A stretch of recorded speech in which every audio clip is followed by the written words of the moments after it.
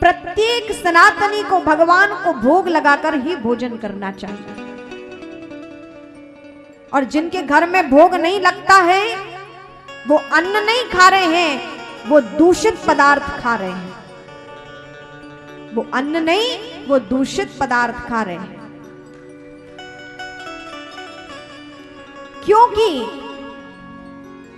जो अन्न आप उगाते हो, उसको उगाने में किसान जब खेती करता है तो कितने कीट पतंगे भी खेती को नष्ट करने के लिए आ जाते हैं। तो खेती को सुरक्षित करने के लिए कुछ पदार्थ भी छिड़काव होता है कई बार, और उससे क्या होता है, कितने कीट पतंगे नष्ट हो जाते हैं, उनका पाप भी लगता है। उसका पाप कहां जाएगा? अब जब आप बिना भगवान को भोग लगाए हुए ऐसे अन्न से भोजन सामग्री बनाकर आप पाओगे तो उसका फल किसके अंदर जा रहा है? वो आपके निमित्त जा रहा है। लेकिन जब आप भोजन बनाते हो और भगवान को समर्पित कर देते हो, मानो आपने अपने पाप पुण्य सब भगवान के चरणों में समर्पित कर दिए हैं, और भगवान ने जो ही भोग लगा लिया वो भोजन शुद्ध हो जाता है।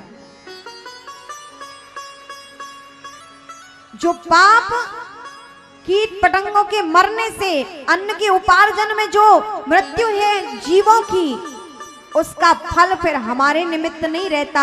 हम अपने कर्म जब भोग के रूप में परमात्मा को समर्पित कर देते हैं तो भगवान जब उस भोग को स्वीकार लेते हैं तो भगवान उस भोग के द्वारा जो हमारी भावना, जो हमारे कर्म होते हैं, वो सब जब हम उनके चरणों में समर्पित करते हैं, भगवान उस जब भोग को, अन्न को स्वीकारते हैं, तो अन्न जब आपको भगवान के भोग लगने के बाद प्राप्त होता है तो दूषित अन्न नहीं, वो प्रसाद बन जाता है। वो प्रसाद बन जाता है। और आप जब ऐसे प्रसाद को पाते हो तो आपकी बुद्धि पावन होती है, आपकी बुद्धि शुद्ध होती है, आपकी बुद्धि निर्मल होती है।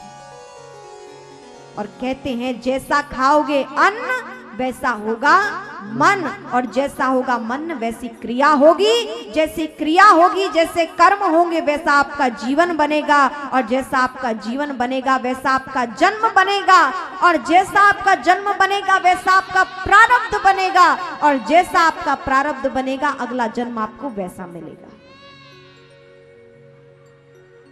इसलिए भगवान को भोग लगाकर प्रसाद पाएं।